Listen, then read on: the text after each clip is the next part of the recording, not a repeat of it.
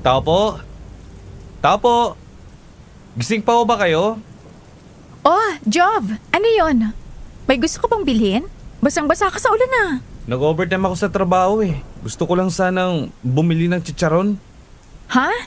Meron naman pero gabing-gabi na. Tagal na nung huli akong kumain ng chichirya eh. Ito pa pala, para sa ito. Gamitin mo para sa lola mo. Sabi mo kasi masakit na makasukasuan niya.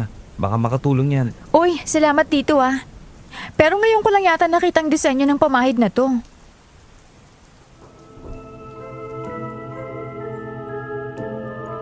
Saan kaya nabili ni Giovanni ang pamahid na binigay niya kay Aya?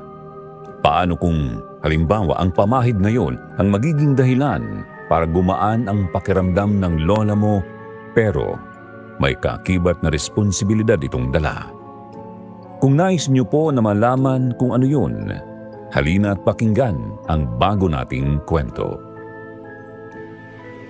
Magandang araw po, Sir Jupiter. Tawagin niyo na lang po ako sa pangalang Aya. Ako po ay nandito para ibahagi sa inyo ang kwento naming maglola nung siya ay nabubuhay pa. 5 taon na siyang patay ngayon at sa tuwing naiisip ko siya, naaalala ko ang naging karanasan namin ni Lola Pai nung lumipat kami ng bahay. Giniba na kasi ang dati naming tinitirhan dahil ang loteng nandoon ay pagmamay-ari ng iba. Kaya naman lumipat kami sa katabing barangay. Ang bahay na itinayo namin ay katabi ng kalsada. Hindi naman ito opisyal na lugar para maging bus terminal pero kadalasang tumitigil ang mga bus dito. Kaya pinili naming magtayo ng tindahan ni Lola para kahit papaano magkaroon kami ng kita. Hindi na kasi nakapagtatrabaho ang Lola Pai dahil matanda na nga. Ako naman ay graduating pa sa college noon. Nag-loan ang Lola at yun ang ginamit para sa tindahan namin. Ang palaging hinahanap ng mga customer namin ay chicharon, kaya naman halos mapuno na rin ng chicharon ang mga paninda namin.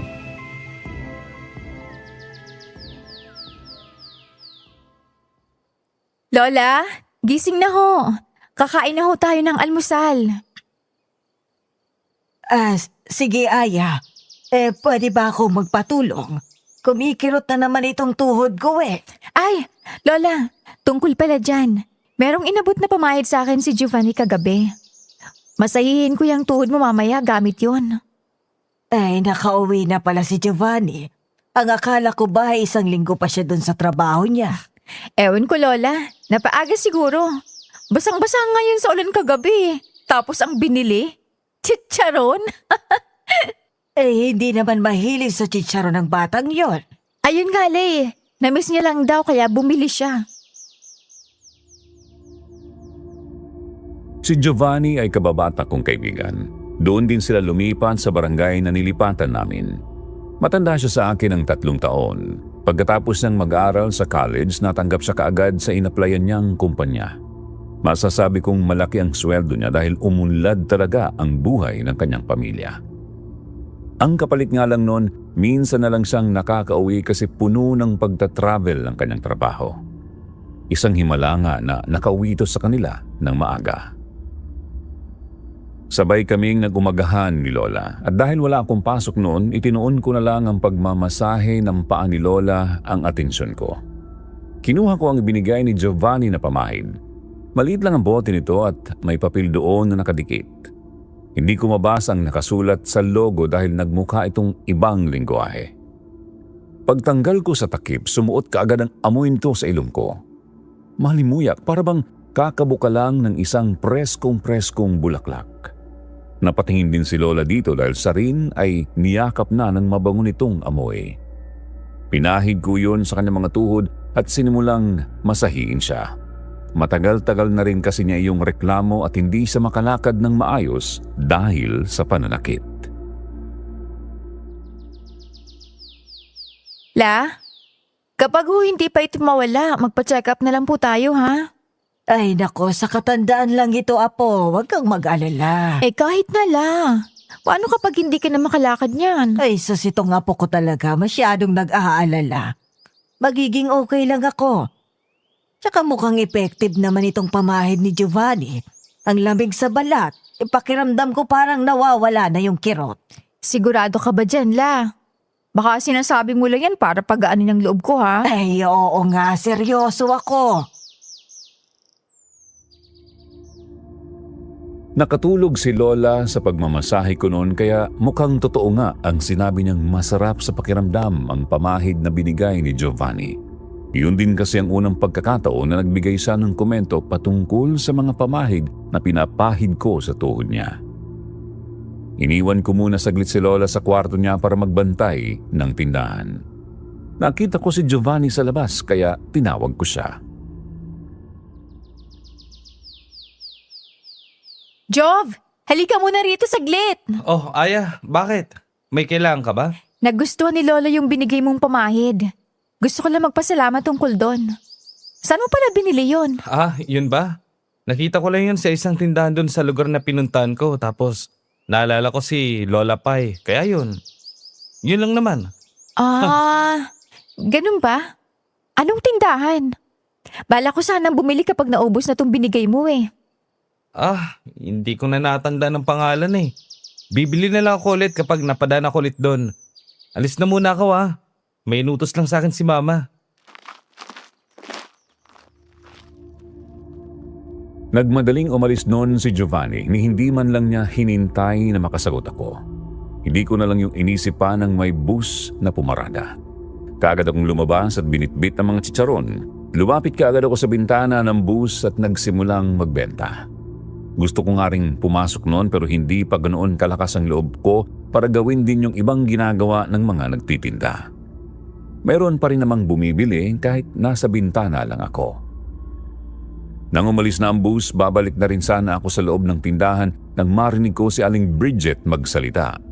Kapitbahay namin siya at isa sa mga mabilis kong nakasundo. Kagaya ko, nagtitinda rin siya pero mga kakanin ang kanyang binibenta.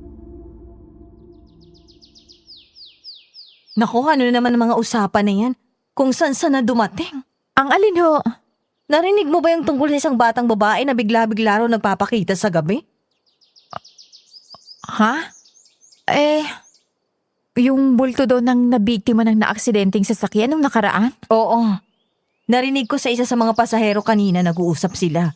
Habang bumabiyahe raw sila kanina, may napansin daw silang bata doon banda sa kalsada kung saan nangyaring banggaan. Talaga po? Baka taga rito lang yung batang nakita nila. Tsaka umagang-umaga kaya, imposibleng may multo ng ganitong oras. Aba, sino bang may sabing sa gabi lang lumalabas sa mga multo? Hindi natin alam, Aya. Baka yung kausap na pala natin isa ng multo.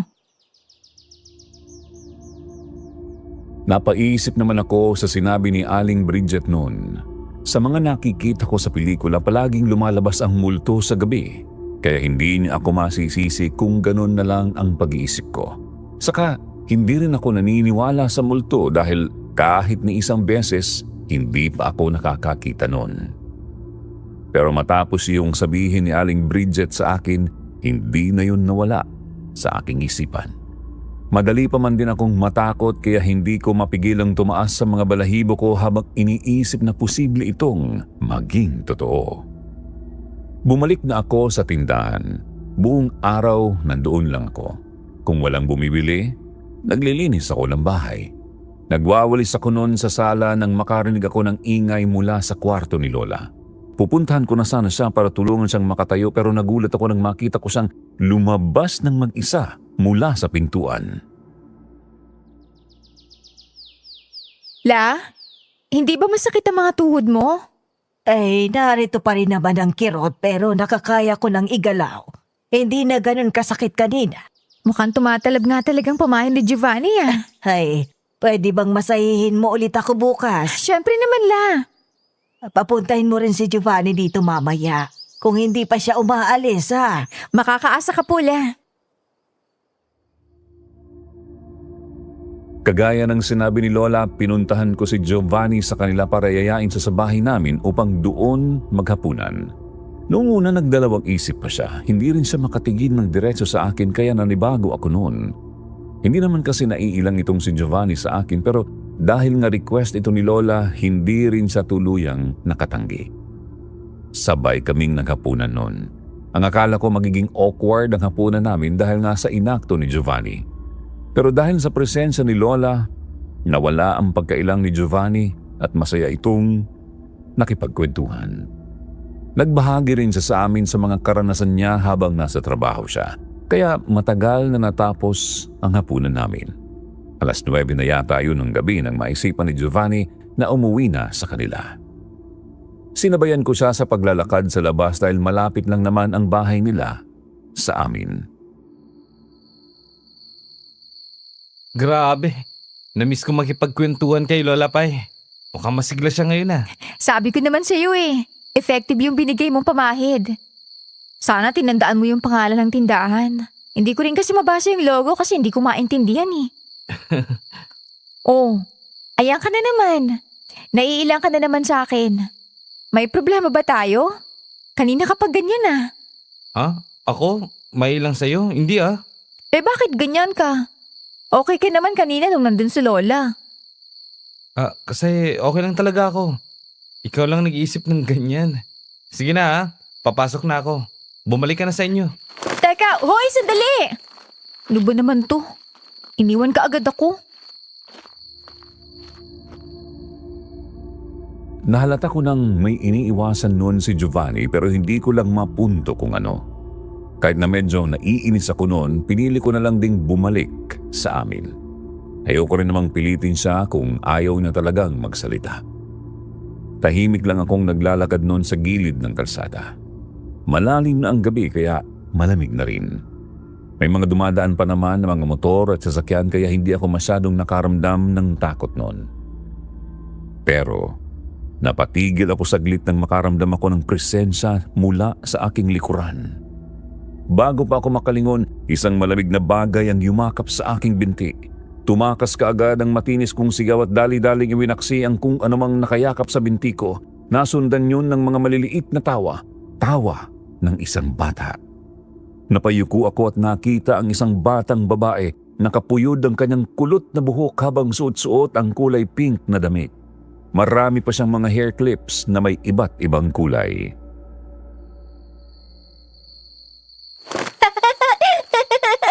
Si ate, magugulatin. Sino kang bata ka? Ba't nandito ka pa sa labas? Gabi na. Bukas pa ako uuwi, ate. Gusto ko lang po sanang makita kayo Ha? Anong ibig mong sabihin? Alam mo ba, ate? May bibisita ko sa bahay nyo. Malapit na silang dumating. Sino?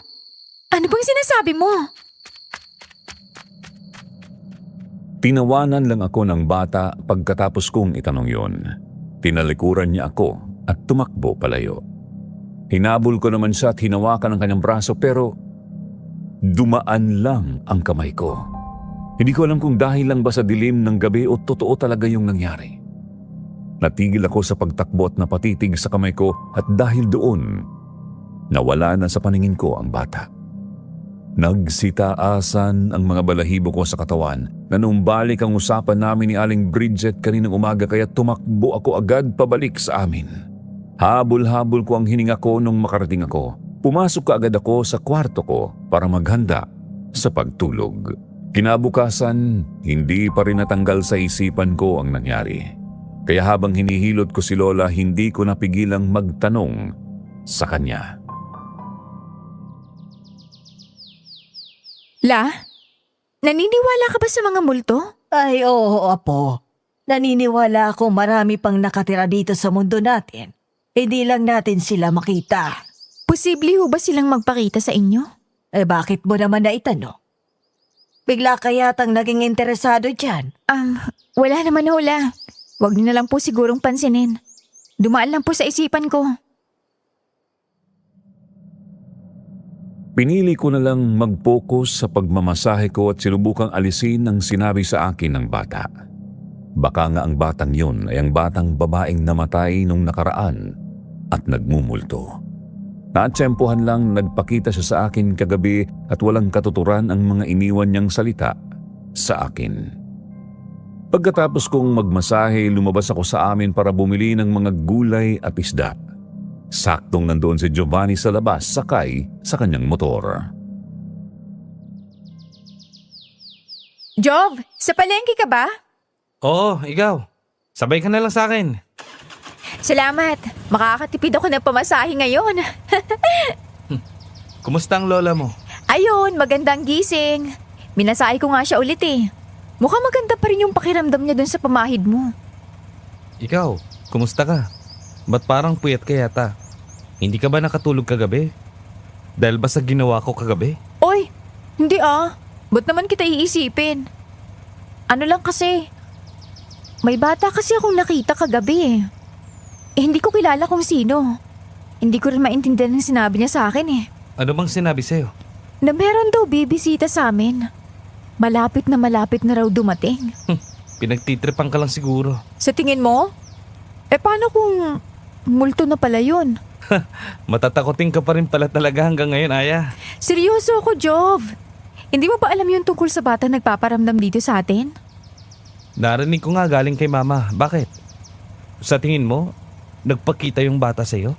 Oo. Ano pa bang ibang rason? Nako, mas maniniwala pa ako sa aswang kaysa sa mga multo. Paano mo naman nasabi yun? Nakakita ka na ba ng aswang? Nanahimik naman si Giovanni matapos ko yung tanungin. Hanggang sa makarating kami sa palengke, hindi na siya nagsalita pa. Bumaba ako sa motor niyang nagtataka sa kanyang inakto. Hindi ko alam kung nanibago lang ba ako kay Giovanni dahil may pagkakataong okay naman siyang kausap. Parang dati lang. Pero may mga ganitong pagkakataon na bigla-bigla na lang siyang nananahimik. Napabuntong hininga na lang ako at saka nang tungo sa pwesto ni Mang Abi. Sa kanya ako parating bumibili ng mga isda. Magandang umaga ho, Mang Abi. Ang konti yata ng paninda nyo ngayon ah. Umaga pa lang pero paubos na kaagad. Ay nako, Iha. Hindi lang talaga naging maganda ang kuha ng mga supplier ngayon. Pansin mo, kahit sino rito, ang unti lang ng mga isda. Bakit ho? Okay naman pong panahon ngayon eh. Ay aba, ewan. Wala raw silang masyadong makuhang isda. Ang sabi, baka raw ay dambuhalang nila lang sa dagat at kinain ng maliliit na isda. Dambuhalang nila lang? Hindi ho ba nila nadakip? Sabi-sabi lang yun, Iha. Hindi ako sigurado kung totoo ba talaga. Baka hindi lang talaga maganda ang kuha ngayon kahit na maganda ang panahon. Hindi yun malaking isda, Abi. Meron daw nagdako sa mga isda kaya konti lang ang nag-deliver ng mga supplier. Ano? Ba't iba ang sinabi ng kasawa ko sa akin? Nahuli ba ang magnanakaw? Hindi. Nakatakas daw kaagad nung paparating na sila eh. Ang bilis-bilis daw gumalaw eh. Imposible naman yata yun eh. Ang bigat kayo ng mga balde-balding isda. Ay, nako. Hindi niya binitbit. Kinain niya, Abi. Ha? Ano ho? Kinain niya mga preskong isda? Yun nga, Iha. Duda nila, isa yung aswang. Baka isang hayop lang po. Aya, tapos ka na ba? Sabay ka na rin sa akin pag-uwi. Oo, sige, salamat. Pagkatapos kong bumili, sumabay ulit ako kay Giovanni. Napag-usapan namin habang pauwi ang tungkol sa nangyari sa kaunting supply ng isda. Mukhang kalat na sa buong palengke ang usapang yon dahil hindi lang ang supplier ni Mang Abi at Mang Juter ang nakaranas ng ganoon, kundi ang iba pang mga supplier ng ibang mga tindero. Sana man lang may mag-imbestiga sa nangyari, no? Mayroon na daw eh. Na-report daw nila sa mga pulis. Ang kaso, wala pang resulta. Magkasabay kasing nangyari. Sa loob ng isang gabi, sinalakay sila. Kaya duda nilang magkasabwat ang mga magnanakaw. Sigurado bang kinain ng mga ninakaw nilang isda? Kahit nga ako rin eh, hindi makapaniwala. Sino ba kasing tawang magnanakaw ng isda tapos kakainin lang din ng hilaw, di ba? Paano kaya kung totoo yung chismis, no? Biniro ko si Giovanni patungkol sa duda ng mga tao na aswang ang may gawa sa nangyari. Ang akala ko sasakyan niya ang biro ko pero isang kabadong tawa lang ang isinagot niya sa akin. Pagdating ko sa amin, naabutan ko si Lola na natutulog sa kwarto kaya nagtungo ako sa kusina para linisin ang mga dala kong gulay at isda at para maghanda sa magiging tanghalian namin.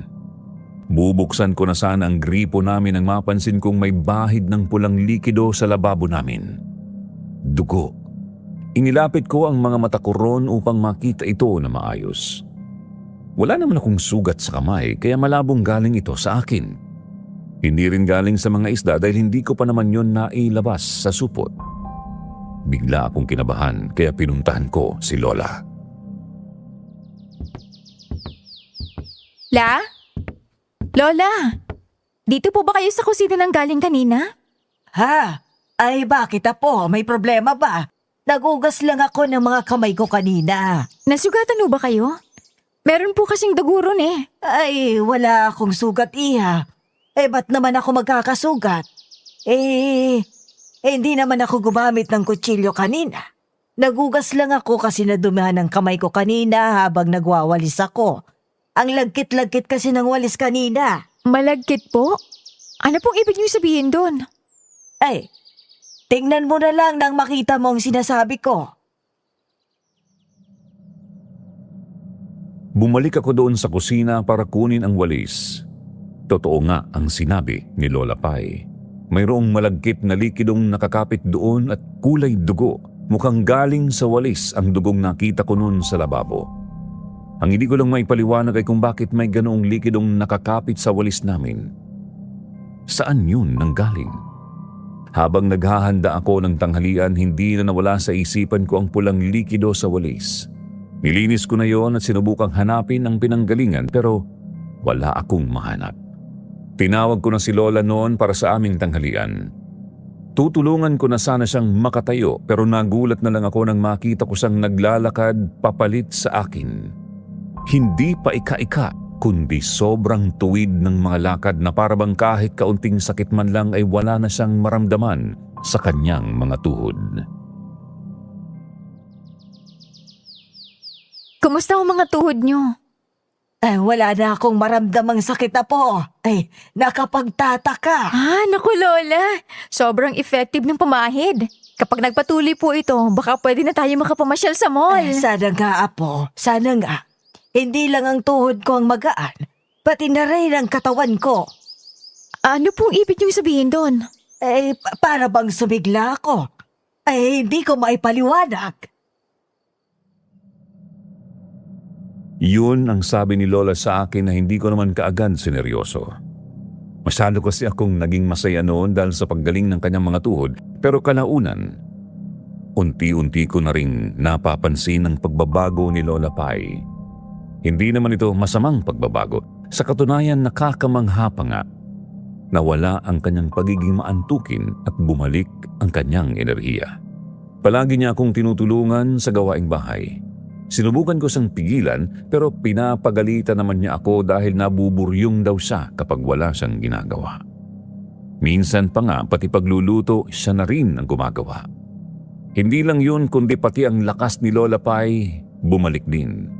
Kapag naglalaba ako, tinutulungan niya akong magbuhat sa palangganang may lamang labahin at ni isang beses hindi ako nakarinig ng reklamo mula sa kanya o pag-aray man lang dahil sa matanda niyang mga buto. Wala namang nagbago sa itsura ni Lola Pai pero ang kanyang lakas at enerhiya parang nagbalik nung siya'y kabataan pa lang. Huy, Aya, magpapabili ba kayo sa tindahan niyo o hindi? Ay, Job, sorry, hindi kita napansin. Anong bibilin mo? Chicharon sana. Bakit ka ba kasi nakatunga nga? May problema ba? Wala naman. Itatanong ko lang kung may kakaibang kapangyarihan ba yung pamahid na binigay mo. Ha?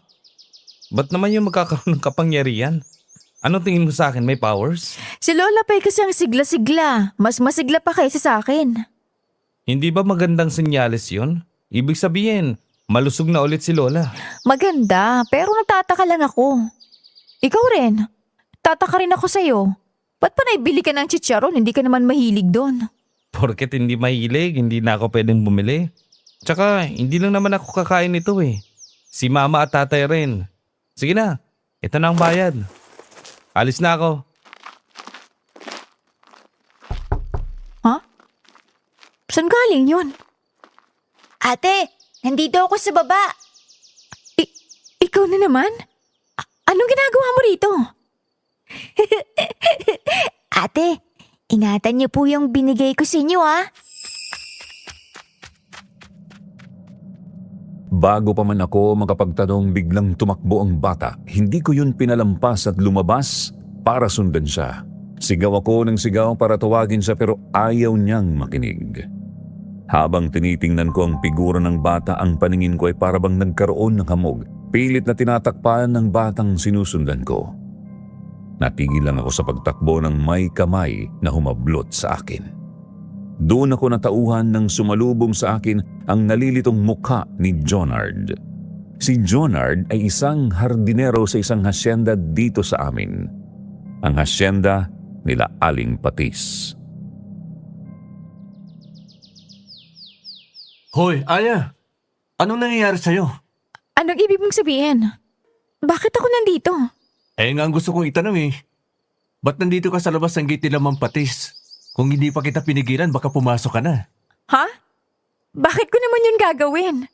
May hinahabol lang akong bata. Wala namang bata dito. Ano? Sinusundan ko talaga siya eh. Akala ko nga nasa kalsada pa ako. Parang wala ka yata sa sarili, Aya. Wala kang bata rito. Si Mang Patis saka si Bam lang ang nakatira dito. Si Bam nakamamatay lang din nung nakaraan.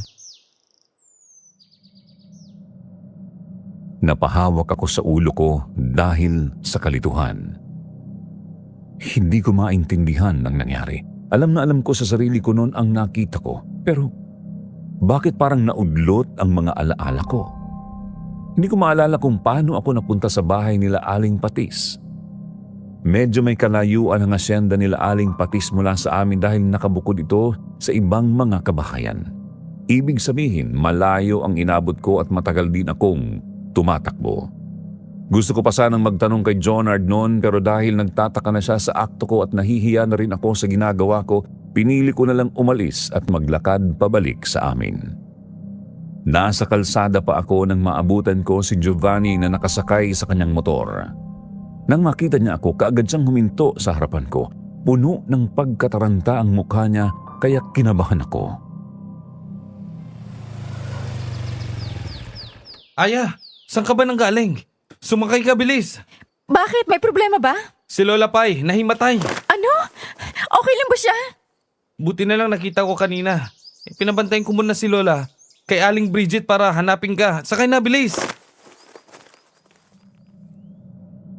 Hindi na ako nagtanong pa at nagmadaling umangkas. Pinaharurot kaagad ni Giovanni ang motor niya papunta sa amin at habang nakasakay ako hindi ko mapigilan ang bilis ng tibok sa puso. Nag-aalala para kay Lola. Pagkadating namin, dumiretso kaagad ako sa kwarto. Sumunod din kaagad si Giovanni. Naabutan ko si Lola na nakahiga sa kwarto. Oh, Aya, nandito ka na pala. Nagising ang lola mo kanina lang. Nakatulog na siya ngayon. Bumalik na rin ang kulay ng mukha niya. Kanina kasi sobrang putla niya. Okay naman ho ba siya? Daling kaya natin si Lola sa ospital. Baka kung ano pong mangyari sa kanya eh. Nakausap ko siya kanina. Wala naman daw siyang ibang nararamdaman bukod sa antok. Kaya gusto niyang matulog.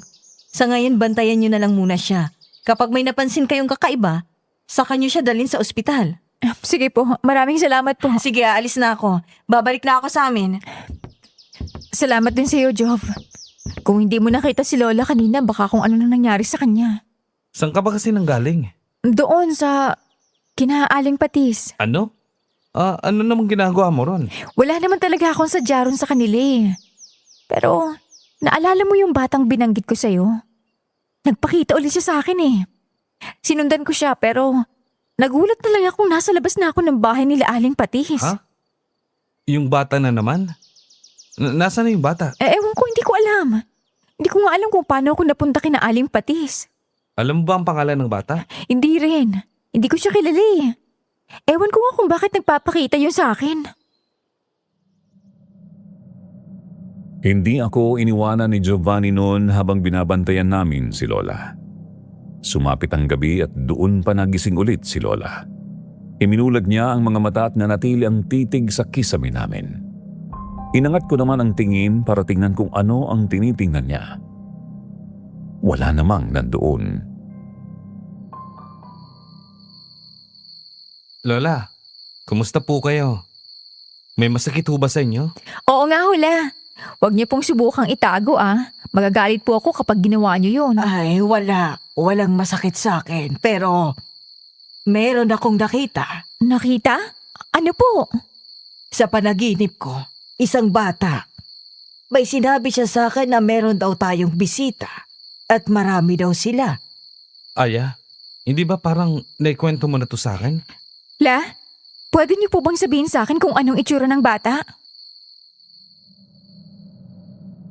Doon ipinaliwanag ni Lola ang nakita niya sa kanyang panaginip. Napasinghap ako nang tumugma ang kanyang deskripsyon sa batang nagpakita rin sa akin. Pati ang mga bilin nito sa kanya ay katulad ng sa akin. Anong nangyayari, Jov? Hindi ko maintindihan. Kumalma ka muna. Nalilito rin ako eh. Paano to naging posible? Yung bata na nagpakita sa'yo, nagpakita rin sa panaginip ni Lola Pai. Paano kung multo nga yun? Tapos ginugulo niya kami. Bakit naman niya kayo guguluhin? Hindi niyo nga siya kilala, di ba? Ewan ko, hindi ko alam. Pero kinakabahan ako. Baka may masamang mangyari sa amin. Kumalma ka muna. Masyado ka namang matatakotin eh. Sino ba kasing hindi matatakot, Jov? May bata nagpapakita sa amin tapos hindi pa namin kilala. Tsaka yung kaninang nangyari sa akin. Para akong na-amnesia na ewan kasi hindi ko maalala kung bakit ako napunta dun sa bahay ni Aling Patis. Baka pagod ka lang. Aya, magpahinga ka na muna kaya. Maghapunan na muna tayo, saka natin ipagpatuloy ang pag-uusap natin eh. Tatawagin ko na si Lola. Huminga ako ng malalim para pakalmahin ang sarili bago nagtungo sa kusina para ihanda ang hapag. Hindi pa rin nawawala ang kaba sa dibdib ko habang hawak-hawak ko ang sandok sa mga kamay. Bago ko pa man mabuksan ang kaldero naming may lamang kanin, napaigtad ako sa gulat nang may biglang kumalabog sa CR namin. Napunta ron ang atensyon ko dahil hindi lang isang beses kundi nasundan pa ito. Para bang may nakulong doon na nilalang at pilit na lumalabas. Nasundan yun ng amoy ng malansang isda. Sino yan? Hello? Jov? Jov, halika mo na rito. May kung ano yata sa CR namin eh. Bakit? Anong mayroon? Tingnan mo, may kumakalabog. Baka may hayop na nakapasok lang. Sandali buksan ko. Lumapit si Giovanni roon at kaagad na pinihit ang pinto. Pagbukas niya, tumalon kaagad doon ang isang palaka. Sabi ko naman sa'yo, di ba? Isang hayop lang. Imposibleng isang palaka lang yon. Ang lakas-lakas nun eh. Ito na nga ang pruweba Hindi. Jov, sa itaas mo! Ha? Bakit na naman? Bakit ganyan ang mukha mo? Sa itaas mo! May halimaw sa bubong ng CR! Tumakas kaagad ang sigaw mula sa bibig ko habang ang mga kamay ay nanginginig na nakaturo sa itaas. Doon sa itaas may nakalambitin na isang nilalang na kulay itim ngunit hugis tao at mata lamang ang puti. Mahaba ang buhok nito na sing itim din ng mga balat. Nagitla si Giovanni sa gulat at kung hindi ko pa siya hinila madadaganan sa nito dahil sa biglaang pagtalon ng nilalang pababa. Dali-dali kaming tumakbo papunta sa salas para makalayo sa nilalang na nakapasok sa bahay namin. Halimaw! Halimaw! Tulong! Hayop! Layan mo kami! Lumayo ka! Aya, kunin mo si Lola at lumabas kayo dito, bilis! Pero paano ka? Anong gagawin mo sa nilalang na to? Anong ingay itong naririnig ko? Sabay kaming napatingin sa direksyon ng kwarto nang lumabas si Lola. Ang itim na halimaw rin ay napatingin kay Lola. Pagkatapos noon parabang nakilala ng nilalang ang lola ko at bigla itong umangil. Mabilis itong gumapang sa sahig papunta sa direksyon ni Lola at halos lumuwa na ang puso ko sa kaba nang bigla nitong itaas ang kamay at ilabas ang matutulis na mga kuko. Inambaan niya si Lola Pai pero nagulat na lang ako sa sunod na nangyari. Inabot ni Lola Pai ang sirang remote na nasa upuan katabi niya at yun ang ginamit niya upang ihambalos sa mukha ng nilalang. Naagnas ang parting natamaan niya. Umalingaw-ngaw ang pagdaing ng nilalang at dali-daling umakyat sa bubong ng CR para makatakas. Hindi kaagad ako nakagalaw noon at natulala sa mga nasaksihan. Si Giovanni naman ay bakas din sa mukha ang gulat. Pero tinungo nito ang direksyon ni Lola para tingnan ang kanyang kalagayan. Okay lang po ba kayo, La? Hindi po ba kayo nasaktan? Ay, okay lang ako. Kayo ba? Ikaw, Apo. Ang putla-putla mo. Aya, huy, gising. Gumising ka. May masakit ba sa'yo? Wala naman. Hindi lang ako makapaniwala. Ano yun? Anong klase nila lang yun? Hindi lang naman ako nakakita nun, di ba? Kayo rin, di ba? Oo, Aya. Hindi rin ako sigurado kung ano yun. Yung ginawa ni Lola. La, paano niyo ho yun nagawa? May tinatago po ba kayo sa akin? Ay, wala, Apo. Dinipensahan ko lang ang sarili ko. Nagulat nga rin ako kung bakit gano'n na lang ang nangyari sa paggampas ko. Hindi naman ho nasaktan ang kamay niyo. Aayos lang ako. Pati si Lola ay wala ring ideya kung ano ang nagpakita sa amin nung gabing yun. Lumabas kami para humingi ng tulong sa mga kapitbahay pero ang tanging naisagot lang nila. Wala raw silang nakitang ganoong nilalang. Sa huli, wala rin kaming natanggap na matinong sagot mula sa kanila. Bumalik na lang kami sa loob at sinubukang maghapunan ng mahinahon. Pero hindi na talaga napirmi ang mga paa ko. Patuloy ang pagpadyak nito sa ilalim ng lamesa habang pilit kong inunguya ang pagkain namin. Si Giovanni rin ay nagdadalawang isip na iwan kami dahil sa takot na baka may mangyari sa amin. Magpapaalam muna ako kina Mama na dito muna ako matutulog sa inyo. Babalik din ako. Sige, salamat at pasensya na. Okay lang. Bukas, subukan nating puntahan si Lolo Lorenzo. Baka may alam siya sa nilalang na nakita natin. Yung albularyo ba rito? May sakit daw yun eh. Magaling na ba siya? Mahina pa rin daw ang katawan niya eh. Pero tumatanggap naman daw ito ng mga bisita. Sandali lang din naman tayo. Magtatanong lang. Si Lolo Lorenzo ay kilalang albularyo sa amin. Natigil lang ang kanyang panggagamot nung magkasakit siya. Buong gabi kahit na may presensya ni Giovanni, hindi pa rin ako nakatulog ng maayos. Si Giovanni rin ay gising na gising. Napansin ko sa kanya noon na parabang may malalim siyang iniisip. Ang akala ko noon dahil lang yon sa nangyari kaya hindi na lang muna ako nagtanong. Wala rin ako sa katinuan noon para magbukas ng usapan sa pagitan namin dahil nga punong-puno pa ang utak ko sa takot na naramdaman ko. Kinabukasan, lumiban ako sa klase at nagtungo kami sa bahay ni Lolo Lorenzo. Sinama rin namin si Lola. Pagdating namin, kaagad na tumahol ang kanilang aso na nasa labas ng kanilang bahay. Dahil doon napansin ni Lolo Lorenzo ang pagdating namin. Kasama niya ang kanyang apo na si Mang Juter, isa sa mga tinderong nakausap ko noon nung namalengke ako.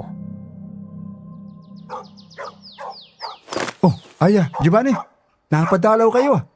May kailangan kayo kay Lolo? Magandang umaga. May balak sana kaming itanong sa lolo mo eh. Okay lang ba? Okay lang naman iyo. Pumasok muna kayo. Kumusta na ho kayo? Mabuti naman na. Ano ba ang maitutulong ko sa inyo? Ano po kasi kagabi, may sumugod po sa bahay namin eh. Pumasok po siya mula sa CR namin. Para po siyang tao pero wala po siyang saplot sa katawan. Itim na itim po ang buhok at balat niya. At ang mga mata lang ang puti. At gumagapang lang din po siya. Muntik na rin yung atakin si Lola Pay kagabi. Pero bigla na lang pong naagnas ang mukha niya nung hinampas po siya ni Lola ng remote. Naku, aswang yan. Lo, ayan. Ayan yung aswang na nanggugulo sa mga supplier ng isda dito sa atin, hindi ba? Yung binanggit niyo po nung nakaraan? Oo. Tugma na tugma ang description nyo. Amoy isda rin ba yung sumugod sa inyo? Oo. Ayun nga. Walang duda yun, aswang yan. Kumalma ka muna, Apo. Posibleng tama ang hinala mo. Na isang aswang din ang umatake sa kanila. Pero bakit naman kayo guguluhin ng isang aswang? May nangyari bang kakaiba sa inyo nung nakaraan? Natahimik ako saglit doon bago napatingin kay Lola at Giovanni. Bigla kong naalala ang bata na nagpakita sa akin at sa panaginip ni Lola. Kaya binanggit ko yun kay Lolo Lorenzo. Meron bang ibinigay ang bata sa'yo? Hindi ko nga rin po maintindihan kung anong ibig po niyang sabihin doon. Wala naman po kaming natanggap eh. Iha, sa tingin ko, ang ibig sabihin ng batang nagpakita sa iyo ay isa itong pamana. Pamana po? Ano po yun? Kagaya ng kakayahan ko bilang isang albularyo. Ipinamana ito sa akin ng itay. Hindi ko maisip ang dahilan kung bakit iniwan sa inyo ng batang nakita nyo ang pamana. Pero mukhang ganun nga ang nangyari. Sandali lang ho. Hindi nga namin kilala yung bata. Hindi rin naman ho kami umuo sa sinabi niya. Niwala nga kaming ideya na yung palang ibig sabihin niya kung hindi niya pa po sinabi sa amin. Hindi ko rin alam kung ano ang isasagot dyan, Iha. May kakaiba ka bang mga karanasan nung nakarang bukod pa sa pagpapakita ng bata sa iyo? Wala naman po eh. Si Lola ho. Napansin po namin na naging masigla't malakas po ulit siya. Nabanggit ko kanina na naagnas ang mukha ng aswang ng hampasin siya ni Paay. Hindi ba? Ay nangangahulugan sa kanya na ipaasa ang pamanang ito. Nakakakilabot naman ang timing eh. Ngayon pa talagang nagsidayuhan ang mga aswang dito? Meron ba kung bakit pumarito ang mga aswang? Hindi pa ako nakakapag-imbestiga dahil nga sa sitwasyon ko. Pero mukhang meron silang pinupunterya. Hindi ko lang alam kung pagkakataon lang ba ang lahat na nangyayari sa inyo. Pero naman sa tingin ko, wala namang masamang balak ang bata sa inyo. Ano pong ibig niyong sabihin? Ibinigay ng bata ang pamana sa inyo na may magandang loob at umaasa siyang gagamitin niyo ito sa tama. Paano po? Ano po bang tama? Napuksain ang kung sino mang aswang na makita ninyo at tulungan ang manghihingi sa inyo ng tulong.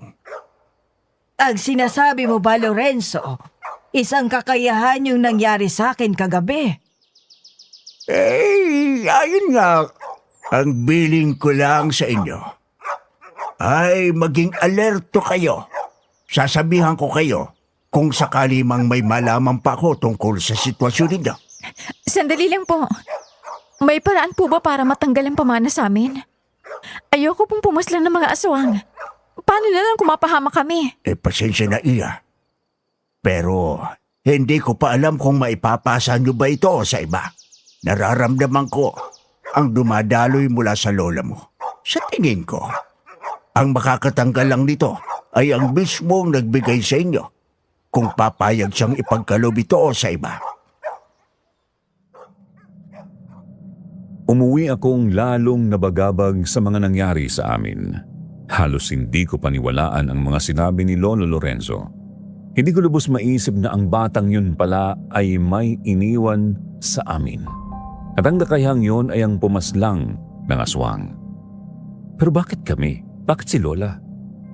Ang mga tanong na yun ay paulit-ulit na gumugulo sa isipan ko hanggang sa mapunta ang atensyon ko kay Giovanni na kanina pa tahimik. Hoy, okay ka lang ba? Nagulat ka rin ba sa sinabi ni Lolo Lorenzo? Oo. Hindi rin ako makapaniwala eh. Sa tingin ko, ang makakalutas lang nito ay ang batang yun. Pero ang problema, hindi natin alam kung nasan siya. Oo nga. Wala rin tayong paraan para mahanap siya. Aya, uwi muna ako sa amin ha. Pupunta ulit ako sa inyo mamaya. Sige. Salamat, Jov. Pumasok na kami ni Lola sa aming bahay. Iniwan ko muna saglit si Lola para mag-CR sa kapitbahay namin. Hindi ko kayang gamitin ang sa amin matapos ang nangyari. Pakiramdam ko kasi noon, bigla na lang lalabas ang aswang na nagpakita sa amin kagabi. Pagkatapos kong mag-CR, dali-dali akong bumalik sa amin nang makita kong may bus na namang pumarada. Kinuha ko kaagad ang mga panindang chicharon at nagtinda. Aya, try mo kayang pumasok sa loob. Mas maganda, mas maraming bibili at makakakita sa paninda mo. Ay, hindi na po. Okay na po ako rito. Okay na bang lola mo? Opo, maraming salamat po kahapon Naku, walang problema. Oh, alam manang, may hinahanap po ba kayo? Naiwan po ba kayo ng bus? Ba't po kayo nakatingin sa akin? May kailangan po ba kayo? Napakunot ang noo ko noon nang may ginang na lumapit sa akin. May hawak siyang tungkod sa kamay. Hindi niya pinansin si Bridget at dumiretso sa akin, ang mga mata ay nanatiling nakatitig sa akin.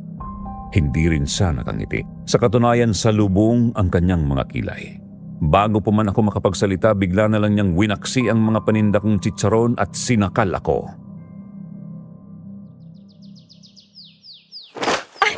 Aray, bitiwan niyo po ako. Hoy manang, ano sa tingin yung ginagawa niyo, ha? Hindi po ako makahinga. Bitiwan niyo siya, ano ba? Bitiwan niyo ang kaibigan ko! Dumating si Giovanni at dahil sa lakas niya naitulak niya palayo ang ginang sa akin.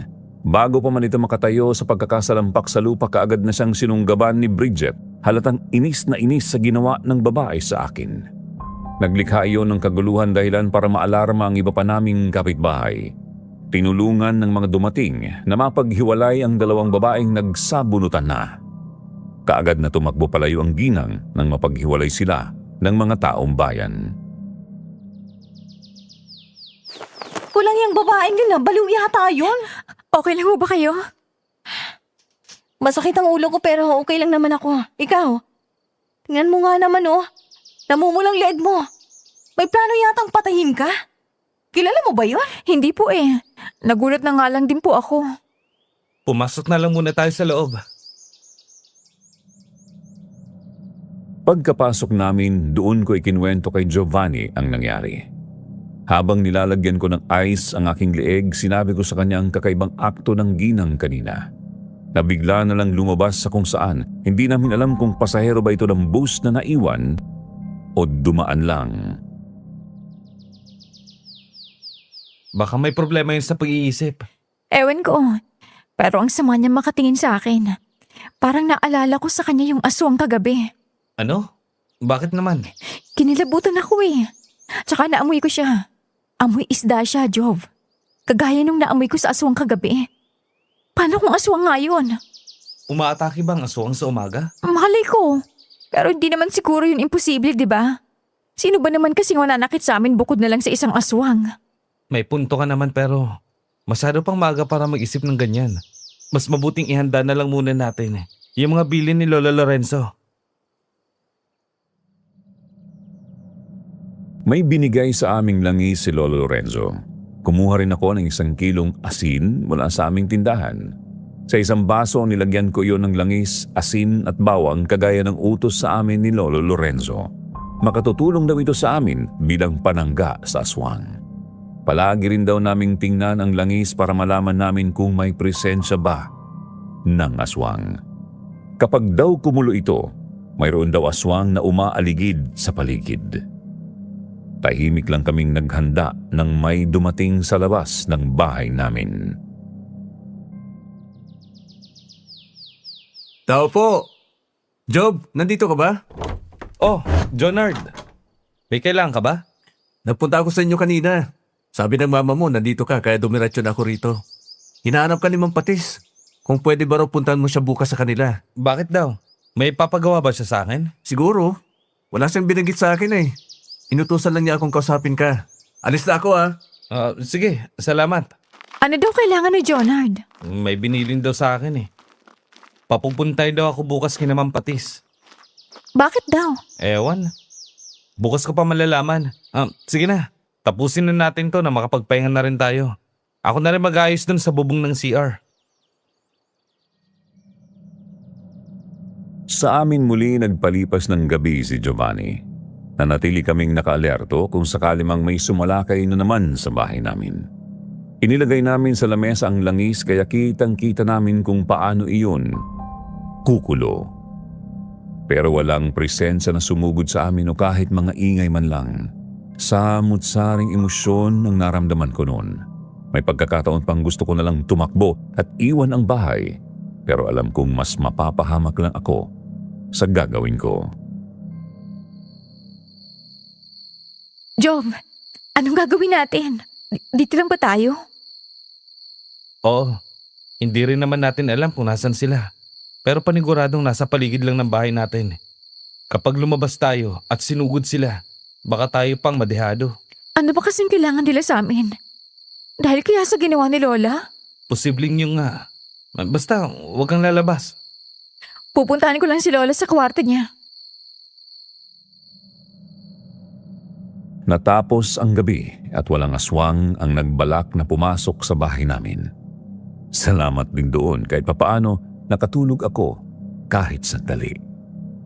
Pero paggising ko, wala na si Giovanni sa bahay. Di ko naman na siya hinanap dahil nabanggit nga niyang pupunta siya kina Aling Patis. Nagwawalis ako sa bakuran namin ng masulyapan ng mga mata ko ang isang figura. Papunta siya sa aking direksyon. Ano pong sadya niyo rito? Nasaan ang lola mo? Nasa bahay po. May kailangan po ba kayo? May pinasasabi ang lolo Lorenzo. Magtatanong lang ako kung may natanggap bang mga bagay ang lola mo nung nakarang araw. Natanggap?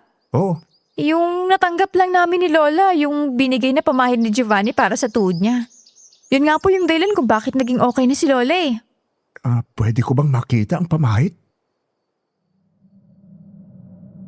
Pinapasok ko si Mang Joter sa bahay namin at ipinakita sa kanya ang lalagyan ng pamahid. Kinuha niya sa akin yun at inalok akong samahan siya sa kanila. Doon niya palang daw nakita ang ganoong klaseng pamahid kaya mas mabuting dalhin ito kay Lolo Lorenzo. Umayag naman ako. Hindi ko maipaliwanag ang kabang nararamdaman ko nang mahawakan ni Lolo Lorenzo ang pamahid.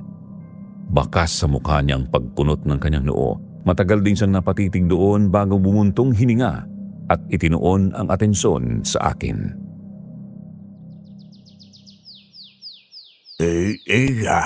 Alam mo ba kung saan ito galing? Hindi po eh. Ang sabi lang po sa akin ni Giovanni, napili lang daw niya ito dun sa lugar kung saan siya nakadestino nung nakaraan. Iha, ang pamahid na ito ay galing sa batang nagpakita sa inyo. Nararamdaman ko ang enerhiya mula rito. Hindi ito isang normal na pamahid. Ho? Pero paano naman po yun? Kung nagpakita ang bata sa inyo, ibig sabihin yon na andito lang siya sa malapit. Dahil kung multo ito, hindi lumalayo ang isang multo sa kung saan siya lumaki o nabatay. Pero bigay po ito ni Giovanni sa akin eh. Ibig bang sabihin, nagsinungaling siya sa akin? Mas mabuti sigurong itanong mo sa kanya yan. Ang pamahid din yatang yan ang nagdala sa mga aswang dito sa atin. Kahit na nabalot ng kalituhan, nagpaalam muna ako sa dalawa at nagtungo sa hasyenda nila Ma'am Patis. Nag-uumapaw ang kaba sa dibdib ko at mga katanungan. Isa-isang bumalik sa isipan ko ang mga araw na nibago ako sa asta niya. Kung paano na lang niya iniiwas ang usapan kapag nagtatanong ako tungkol sa pamahid at kung paano na lang siya kaaktibo pagdating sa kalagayan ni Lola. Malapit na ako sa gate nila nang maabutan ko siya sa labas kasama si Jonard. May bitbit silang isang sako. Bakas sa mukha niya ang gulat nang makita akong papalapit sa kanilang direksyon. Anong ginagawa mo rito, Aya? May nangyari ba kay Lola? Pinuntahan ako ni Mang Jatoy kanina. Nagtanong kung may natanggap pa daw kami nung nakaraan. Ang sabi ko yung pamahid mo. Oh, tapos? Anong sabi ni Jotter? Pinatingnan ko kay Lolo Lorenzo ang binigay mong pamahid. Ang sabi ni Lolo, may nararamdaman daw siyang kakaiba sa pamahid. Galing daw yun sa bata. Umamin ka nga, Jov. Saan mo ba talaga nakuha yung pamahid? Pinagdududahan mo ba ako, Aya? Sinabi ko naman sa'yo, di ba? Doon nga sa huling lugar na napuntahan ko. Pero ang sabi ni Lolo Lorenzo, hindi raw lumalayo ang mga multo sa lugar kung saan sila nanggaling o namatay. Ibig sabihin, taga rito lang yung bata at ang pamahid na yan. Aya, sandali lang naman. Magpaliwanag ka nga sa akin ngayon, Jov. Huwag mong ilihis ang usapan. Tsaka, ano ba yung bitbit mo? Anong kailangan ni Aling pati sa'yo? Sa pagkakaalala ko, hindi naman kayo close ng matandang yon. Aya, nautusan lang na iligpit tong mga gamit ang anak niya. Si Bam? Oo. Nagluluksa pa kasi si Ma'am Patis at ayaw niya raw muna na makakita ng mga bagay na makapagpapaalala sa kanya sa anak niya. Kaya niya pinapalis sa mga litrato. Pero bakit ikaw ang inutusan niya? Bakit hindi na lang si Jonard? Dahil sa tanong kong yon, natahimik si Giovanni.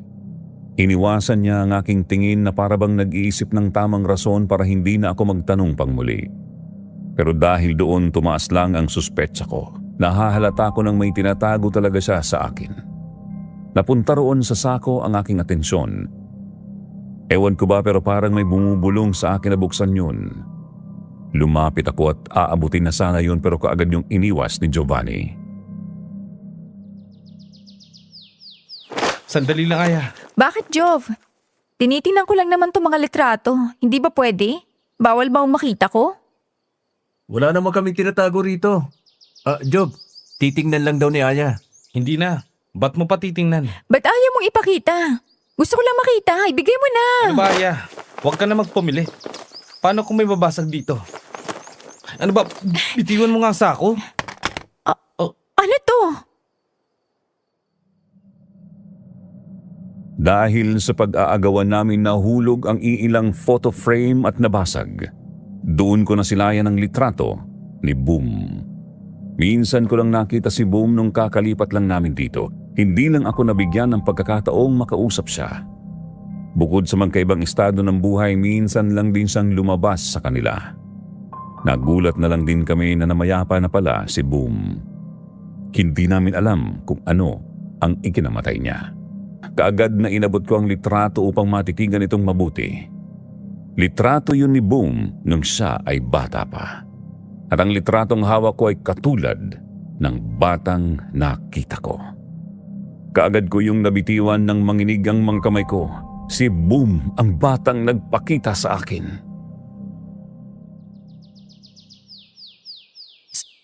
Si Bam? Si Bam ang batang kumausap sa amin ni Lola? Ha? Anong ibig mo sabihin doon, Aya? Giovanni, si Bam ang batang nagpakita sa akin. Paano to? Hindi ko maintindihan. Kaya pa napunta ako rito nung isang araw? Sandali, Aya. Huwag tayo mag-usap dito. Bumalik ka muna sa inyo. Doon ako magpapaliwanag. Hindi. Ngayon na, Jov. Sabihin mo sa akin ang totoo. May alam ka ba sa nangyayaring to? Sa pamahid, sa mga litrato ni Bam? Bakit nandito ka? Anong meron sa inyo ni Bam? Hindi mo ba alam, Aya? Nobya ni Giovanni si Bam. Ano? Giovanni, totoo ba yon? Oo. Totoo ang narinig mo. Ano? Bumalik muna tayo sa inyo at doon tayo mag-usap. Hinawakan ni Giovanni ang braso ko para hilahin ako palayo. Sabay kaming umuwi ng bahay. Pagkarating namin, kinompronta ko sa kaagad. Anong ibig mong sabihin nun, Jov? Kayo ni Bam? Oo. Pasensya na. Hindi naman sa itinago namin ang relasyon namin. Sadyang gusto lang talaga ni Bam na mas pribado ang relasyon namin. Kaya hindi ko sinabi sa kahit na sino. Sina Jonard at Ma'am Patis lang nakakaalam. Kailan pa naging kayo? Noong nakarang taon lang. Nagkasundo kami matapos kong malaman ang sekreto niya. Tapos ayun, naging malapit kami. Hindi ko nga rin inaasahan na mawawala siya sa akin kaagad. Pero bakit wala ka nung araw na inilibing siya? Dahil hindi ko kayang harapin si Bam. Hindi ko napanindigan ang pangako sa kanya. Ang pamahid na binigay ko sa iyo nung gabing yon, totoong kay Bam yung galing. Ano? So may alam ka na talaga simula pa lang at hindi mo man lang sinabi sa amin? Pasensya na, Aya. Gustong ipamana ni Bam sa akin ang kakayahan niya pero hindi ko kaya. Natatakot ako. Kaya ako ipinasa sa inyo ang responsibilidad. Pasensya na. Pasensya na talaga. Responsibilidad na ano? Na manugis ng aswang, ganun ba? Oo. Ang totoo niyan, matagal nang gumagawa ng ritual si Bam. Pangontra sa aswang. Itinago niya ito bilang sekreto. At yun ang hindi ko sinasadyang malaman. Pero bakit? Hindi ko maisip na ganung tao pala si Bam, na may tinatago pala siya. Palagi ang sinasabi sa akin na may aswang daw dito sa atin. Marami. Yun din daw ang dahilan kung bakit hindi na nakauwi pa ang papa niya. Galing sa trabaho, kaya siya gumawa ng ritual, pangontra para mapuksa sila. Noong una, hindi ako naniwala. Akala ko dahil lang yun sa pangungulila niya sa ama. Pero habang tumatagal, dahan-dahan akong naniniwala sa kanya nang masaksihan ko mismo ang pagpaslang niya sa mga aswang. Alam ba ito ng mama niya? Manunugis din ba ng aswang si Aling Patis? Hindi. Sa pagkakaalam ko, walang alam si Ma'am Patis dito. Anong kinamatay ni Bam? Dahil ba sa mga aswang? Ang totoo niyan, wala rin ako masasagot dyan. Bago siya namayapa, iniwan niya sa akin ang pamahid at ibinilin sa akin na kailangan kong tanggapin ang pamana upang mapuksa ko raw ang leader ng mga aswang. Sino? Sino ang leader nila? Hindi ko alam, Aya. Hindi na nasabi sa akin ni Bam yun. Kasi dumating ang mama niya nung nag-uusap kami. Yun na rin ang huling araw na nakita ko siyang buhay. Nalaman ko na lang na namatay siya. Kahit ako rin nagtatanong sa nangyari pero wala akong makuhang matinong sagot mula sa mama niya. Pero Jove, wala namang mga kaguluhan tungkol sa aswang sa lugar na to dati. Yun nga ay dahil kay Bam. Dahil wala na siya. Nagiging matapang na sila.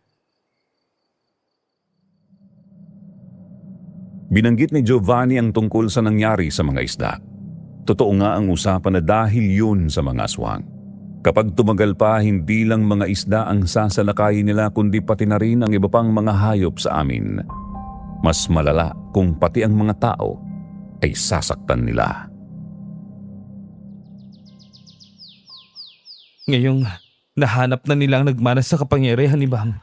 Kaya kami ginugulo. Ganun ba, Jove? Oo, Aya. Pasensya na. Pasensya na talaga.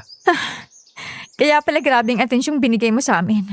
Kasi dahil pala sa ginawa mo, dinamay mo pa kami sa problema mo. Patawad. Natakot lang din ako. Sa ako na naisip yung nagawa ko sa inyo nung sinugod na kayo. Kaya Aya, patawarin mo ko. Muntik nang mapahamak si Lola dahil sa ginawa mo, Jove. Sorry. Sorry talaga. Tsaka lang kita mapapatawad. Kapag kinuha mo ulit ang pamanang to. Hindi ko alam. Hindi ko alam kung paano. Walang pinanggit si Bam sa akin. Ano? So sinasabi mong dadalhin namin to hanggang tumanda ako? At mawala ang lola ko? Wala ka bang konsensya? Gawan mo to ng paraan. Iniwan ko si Giovanni sa labas ng bahay namin dahil sa nag-uumapaw kong galit. Hindi ko na napansin na umiiyak na pala ako sa sobrang inis ko sa kanya. Pakiramdam ko, naloko kami ni Lola. Pinagkatiwalaan namin si Giovanni, kasama ko siya mula pagkabata. Hindi ko akalain na may kakayahan pala siyang gawin yun sa akin. Alam na niya pala sa umpisa pero nagkunwari siyang walang alam. Hindi sana kami inaatake ng aswang at namumroblema kung hindi lang sana binigay ni Giovanni sa amin ang pamahid. Labis ang pagsisisi ko noon na ginamit ko ang pamahid na yon. Gumaling nga si Lola pero ang naging kapalit naman ito ay kapahamakan sa mga buhay namin. Oh, Aya, bakit ka umiiyak? May nangyari ba? Nasaan si Giovanni? Niloko tayo ni Giovanni, Lola. Dahil po sa kanya kaya tayo sinusugod ng aswang. Ay, ano? Si Giovanni may pakana nito. Yung pumahid na binigay niya, ayun po ang pamana. At hindi niya alam kung paano raw babawiin. Paano na tayo nito, Lola? Ayoko pong mamuhay habang hinahabol ng mga aswang. Ay, kumalma ka, apo ko. May solusyon ang lahat. Huminahon ka muna. Hindi ko alam kung gaano ako katagal pinatahan ni Lola Pai. Nakatulog din ako noon at paggising ko mugtong-bugto ang mga mata ko. Madilim na ang labas at tahimik na ang paligid bukod sa mga dumadaang sasakyan. Bumangon na ako noon para sana maghanda ng hapunan nang may kumatok sa pintuan namin. Aya? Aya, nagapunan na ba kayo ni Lola Pai? Kung wala pa, may dala akong sinabawang karne. Ay, salamat po. Saktong-sakto. Magluluto pa sana ako eh. Okay ka lang ba? Namumugto yata ang mga mata mo. Okay lang naman po. Nasobrahan lang ako sa O tulog. siya, sige, alis na ako Tatalikod na sana si Aling Bridget nang may mapansin ako sa kanyang likuran. Wala pang isang segundo, hinila ko siya papasok sa bahay namin. May aswang na nakaabang sa likuran niya. Umalingaw-ngaw ang sigaw ko nang mag-akmang kalmutin si Aling Bridget ng aswang. Kagad kong sinarado ang pinto pero bago ko pa man yun kumalabog ito dahil pilit na tinutulak ng aswang ang pinto pabukas. Anong nangyayari? Ano yun? Tulungan niyo na lang po muna ako. Ang lakas niya, Aya! Natutulak niya tayo! Aya po, anong nangyayari? Lola, sinusugod na naman tayo ng mga aswang. Ano? Aswang ang nasa pinto? Kinuha ni Lola Pai ang bote na nasa lamesa na naglalaman ng mga pinaghalo namin ni Giovanni. Inutusan niya kung buksan ang pinto. Nung una nagdalawang isip pa ako sa takot na baka hindi gumana ang plano niya. Pero dahil nga hindi na namin kaya pang pigilan ang lakas ng aswang, sabay naming binitiwan ni Aling Bridget ang pinto. Pagbukas ng pinto, itinapon kaagad ni Lola Pai ang laman ng bote. Sumunod ang alingaw-ngaw ng aswang. Umusok ang mukha at balikat nito ng tamaan ng langis. Parang abo ang naagnas nitong katawan hanggang sa tuluyang bumagsak sa sahig. Napatitig kaming tatlo sa katawang gumagalaw. Sumasakit ang dibdib ko dahil sa bilis ng tibok nito at kaagad kong niyakap si Lola habang si Aling Bridget naman ay hinila ko palayo sa aswang. Ay, Diyos ko! Diyos ko! Ano itong nakikita ko? Totoo ba ito? Nananaginip lang ako. Diyos ko! Okay lang ba kayong dalawa? Ay, ikaw ba, Bridget? Hindi ka ba nasaktan? Ayos lang po ako. Pero ano itong nakikita ko? May aswang dito sa atin? Totoo yung mga usap-usapan sa palengke? Ganun nga po. Nung isang araw pa po nila kaming ginugulo. Ay, nako. Nako, paano pa ako makakabalik sa amin? Natatakot na akong lumabas. Tatawagan ko na lang ang asawa ko.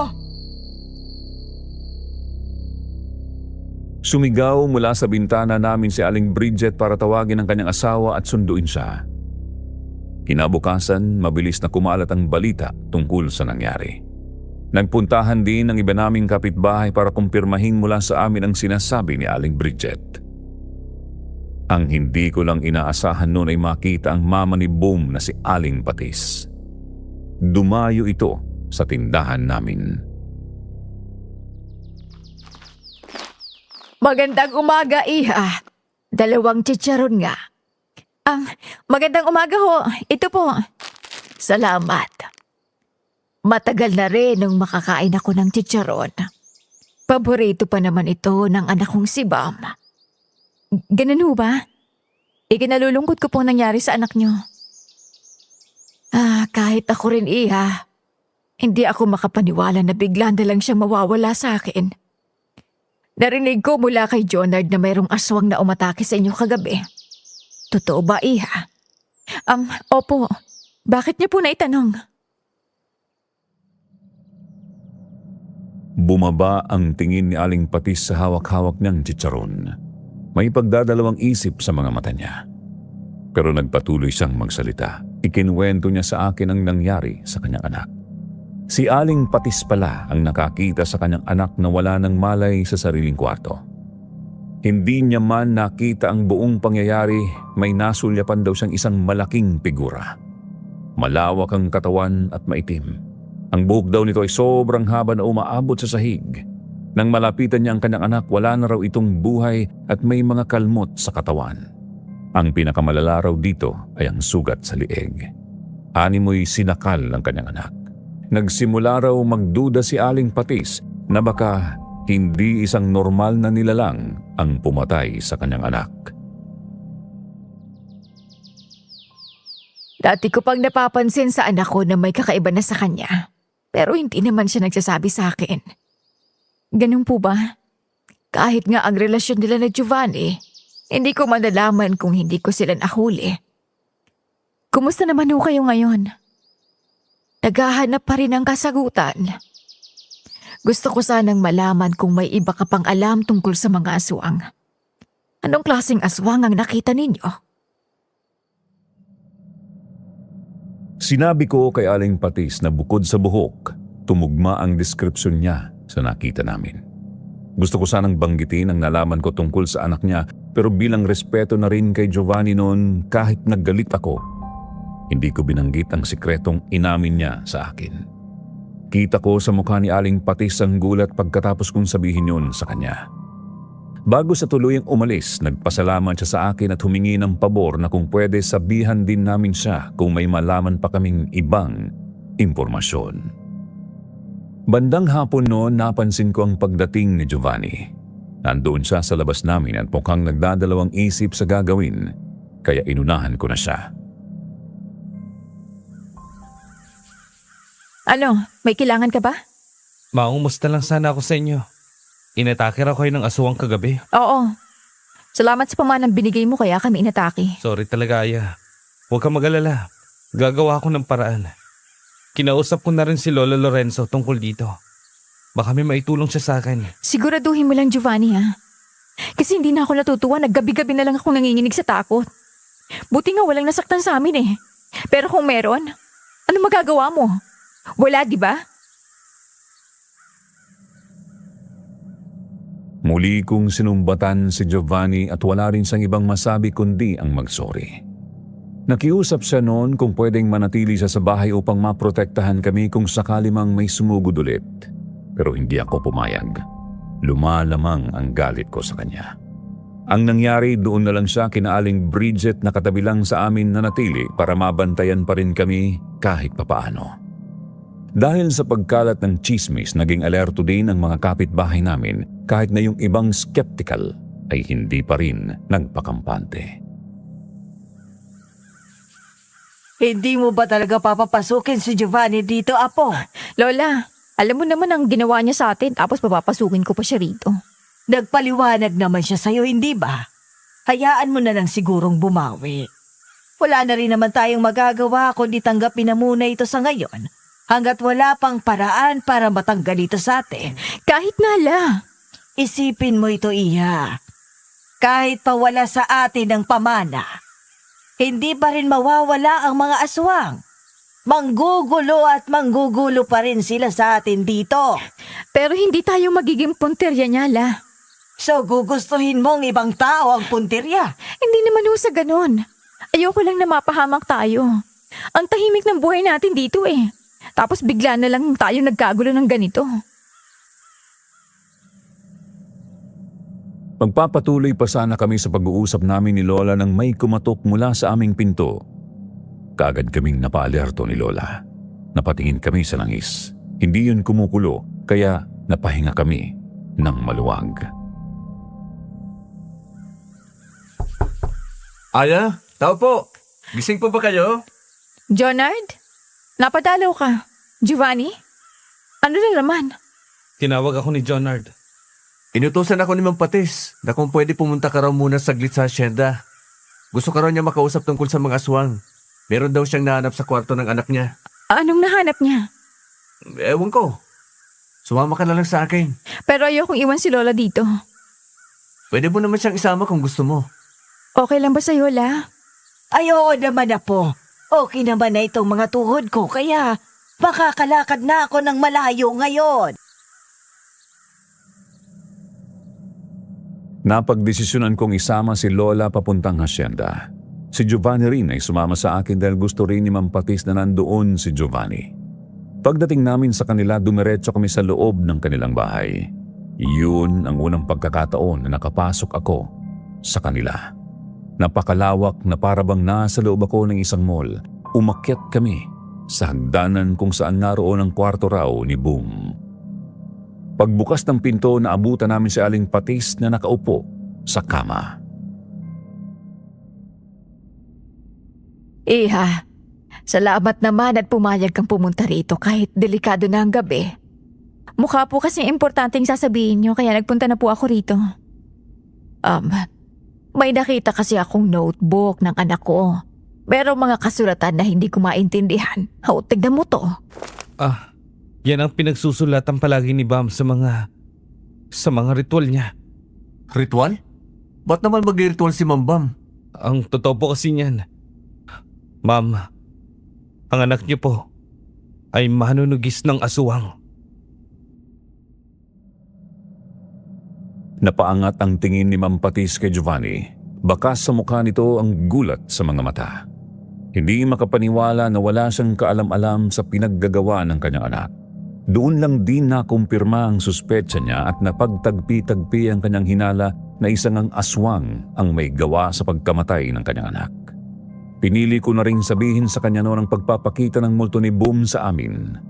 Hindi ko man maintindihan kung bakit sa katauhan ng bata siya nagpakita sa amin, pero ipinaabot kong maganda ang layunin ni Boom. Napasapo na lang si Aling Patis sa sariling mukha at hindi na napigilan ng sariling mapaluha.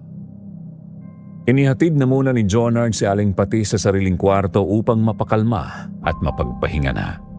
Kami naman ay lumabas na rin sa kwarto at bumaba na. Nang makita namin si Jonard na papalapit sa amin, nagpaalam na kami sa kanya. Jonard, alis na kami ah. Ikaw na munang bahala kay Ma'am Patis. Saglit lang. Pwede ba ako magpatulong sa inyo? Ano yun? Magkapatulong lang akong magbuhat ng cabinet. Ipapatapon na raw kasi ni ma'am. Yung ibang katulong kasi, hindi na kayang buhatin kanina kasi sobrang bigat eh. Sige, nasan ba? Sumunod ka sa akin. Alia, hintay lang kayo saglit ha.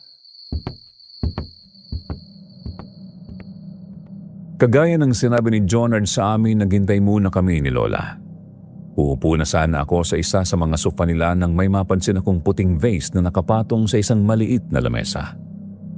Presko na presko pang bulaklak na nakalagay doon, pero hindi yun ang nakakuha ng atensyon ko. May isang mahabang hibla ng buhok doon. Bago ko pa man yun mahawakan, bigla na lang napadaing si Lola Pai kaya napunta sa kanya ang atensyon ko.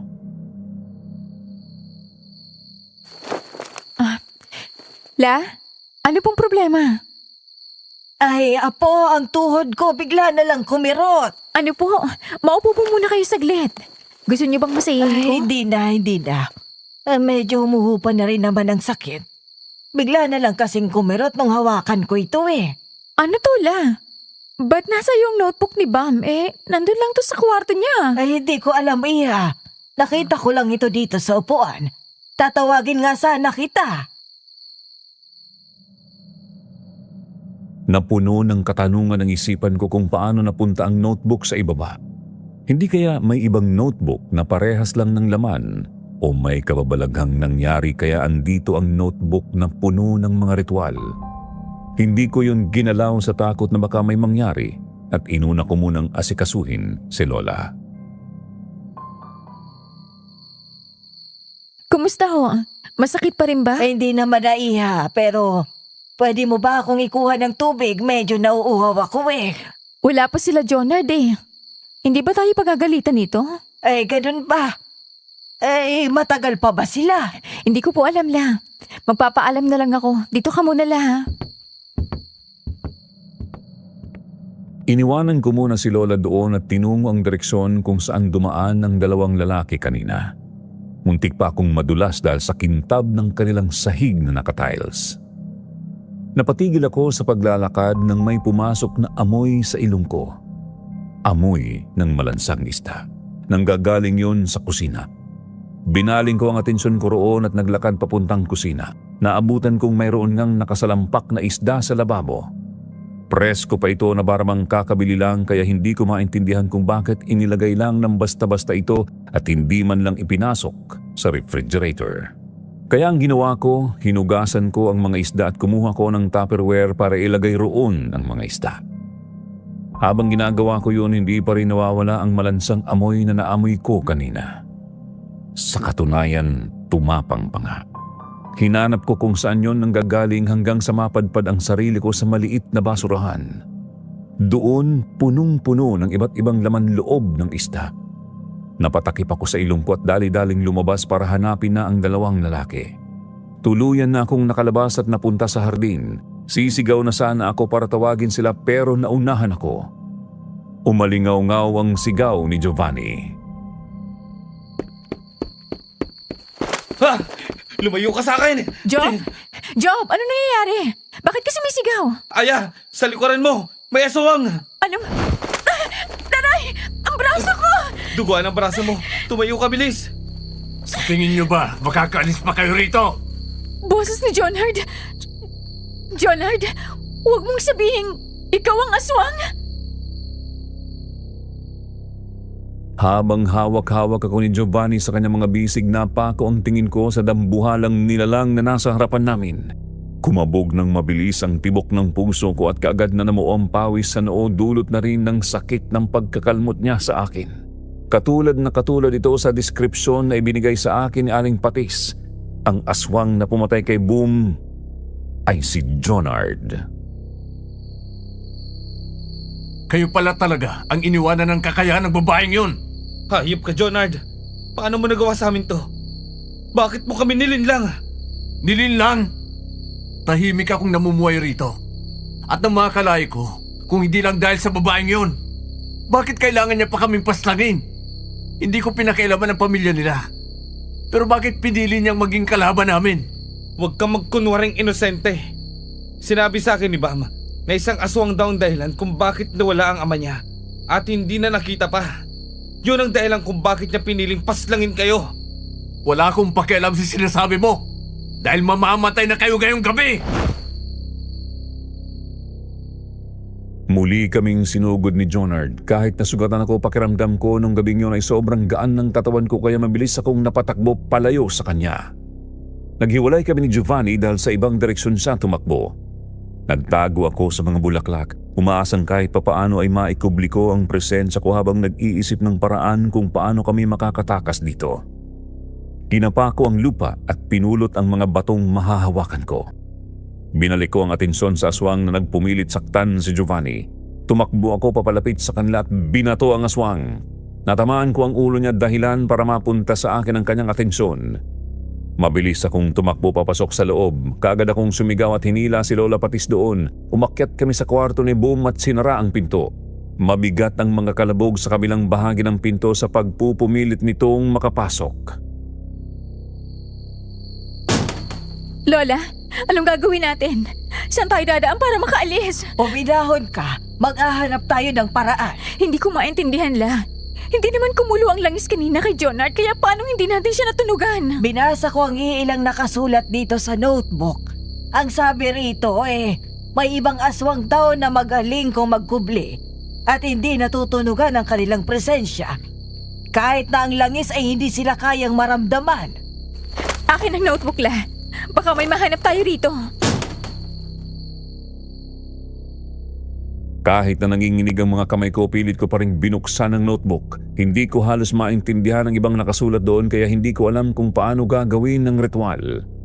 Hanggang sa makarating ako sa huling pahina. Doon may nakasulat na nabasa ko ng maayos. Mayroong instruksyong iniwan si Boom upang mapuksa ang isang aswang. Kailangan namin ng kandila at sindihan ito at ilagay sa sahig kung saan nandoon din ang presensya ng aswang. Kaagad akong lumayo mula sa pinto upang maghanap ng kandila sa kwarto ni Boom. Tumulong din si Lola. May nahanap kaming lighter at kandila, ngunit nagamit na ito at sobrang lit na lang ang natira. Pinagtyagaan namin yon at sinindihan malapit sa pinto. Nanginginig ang bibig ko habang inuulat ko ang nakasulat doon, at habang ginagawa ko yun, unti-unti akong nakakaramdam ng katahimikan sa paligid na parabang nabingi ako. Wala akong ibang marinig noon kundi ang boses ko. Sumunod noon ang pagtaas ng mga balahibo ko sa balikat dahil sa lamig na naramdaman ko mula sa aking likuran. Parabang may yumayakap sa akin noon. Nang matapos ko ang ritual, natagpuan ko na lang si Lola Pai sa harapan ko na nakatitig sa namatay ng kandila. Ang ingay mula sa pinto ay natahimik na. Wala nang kahit anong pagdadabog. Wala na kaya si Jonard? Bubuksan na ba natin? Aya? Lola Pai? Nandyan ba kayo? Jove, nandito kami sa loob. Okay ka lang ba? Si Jonard, anong nangyari sa kanya? Wala na siyang malay. Anong ginawa niyo? Lola, pwede na yata tayong lumabas. Binuksan ko ang pinto. Bumungad kaagad sa amin si Jonard sa sahig. Walang malay. Ang katawan niya ay parabang umuusok. Napalayo kaagad kami sa kanya sa takot na bigla itong gumalaw ulit. Natagpuan din namin si Aling Patis na kakababalang, nagising sa nagawang ingay namin. Halata sa mukha niyang kalituhan at gulat dahil sa aswang na nakaratay sa pamamahay niya. Si Giovanni mismo ang nagpaliwanag sa nangyari dito. Nang malaman niyang si Jonard ang nasa likod nito, bakas sa mukha niya ang sakit at pagkadismaya. Halatang pinagkatiwalaan niya ang kardinero nila. Nung gabing yun, hindi kaagad kami umalis sa bahay ni Aling Patis. Imbis ay pinapunta namin si Mang Joter at si Lolo Lorenzo. Si Lolo Lorenzo ang gumamot sa sugat ko habang ikinikwento namin sa kanya ang buong nangyari.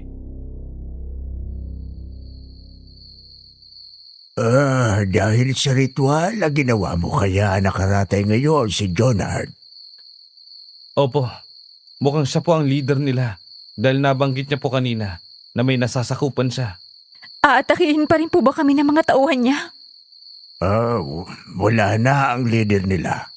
Kaya malabong magiging agresibo sila. Pero hindi nangangahulugan noon, hindi na sila sasalakay ulit. Pero huwag kang mag-alala, Iha. Kami na ang bahala rito. Bumalik na rin ang lakas ko at kaya ko nang tumanggap ng ganitong trabaho. Pero po, nasa amin pa rin po ang pamana ni Bam. Pinakausapan ko si Bam. Nakausap ko ang kanyang kaluluwa. Dahil pala sa kanya kung bakit wala akong matanggap na kaso ng aswang dito sa atin. Dahil sa kanyang pagpoprotekta sa lugar na ito. Diling ko sa kanyang ipasa na lang ito sa akin nang masuklean ko ang kanyang serbisyo. Ibig po bang sabihin nito? Ako na ang hahawak sa pamana ni Bam. Tuluyang tumulo ang mga luhang kanina ko pa pinipigilan matapos kong marinig yun. Nakaramdam ako ng ginhawa sa ibinalita sa amin ni Lolo Lorenzo. Kinabukasan noon nagpunta sa amin si Lolo Lorenzo para gawin ang ritual ng pagpapasa. Hindi na rin ibinalik pa ni Lolo Lorenzo ang pamahid sa amin. Wala naman kaming problema roon basta ang mahalaga. Mawala sa amin ang bigat ng responsibilidad sa pagiging isang manunugis ng aswang. Pero ang naging kapalit din noon ay ang pagbalik sa dating sitwasyon ng katawan ni Lola. Nawala ang kanyang sigla at enerhiya. Bumalik ang kanyang pagiging maantukin. At higit sa lahat, bumalik ang kirot sa kanyang tuhod.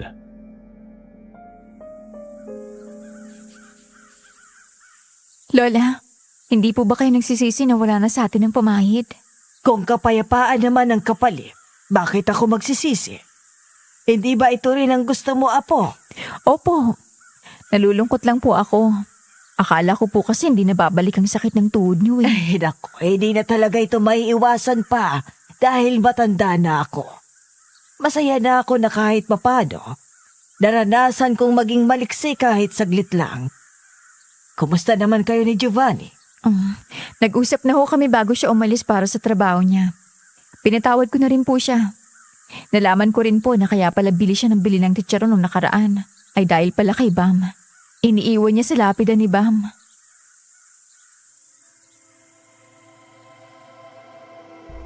Simula noon, hindi na nagpakita sa amin si Boom. Mayroon pa rin kaming naririnig na mga usap-usapan ng pag-atake ng aswang pero hindi na kami dinalaw pa ng mga nilalang na ito. Hindi ko lubos maisip na nagawa namin yung lampasan ni Lola Pai. Nakakakilabot ang mga pangyayaring yun at hindi ko hinihiling maranasan yun ulit. Pero kahit papaano, nagpapasalamat ako dahil naibsan ang pagiging matatakotin ko. Hindi na ako ganoon kabilis na magitla o mataranta. Hanggang dito na lang din po ang aking kwento. Maraming salamat po sa mga nakinig hanggang dulo.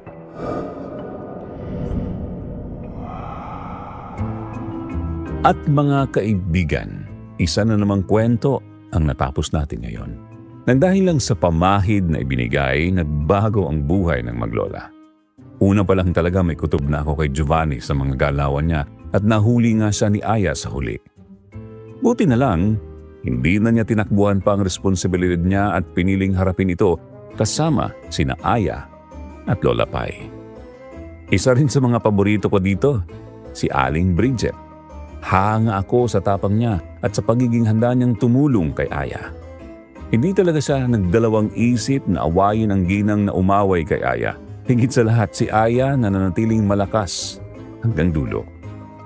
Kahit na nabalot ng takot, kalituhan at galit dahil sa panloloko, kailanman hindi siya lumisan at iwan ang buhay nila kahit na takot na siya.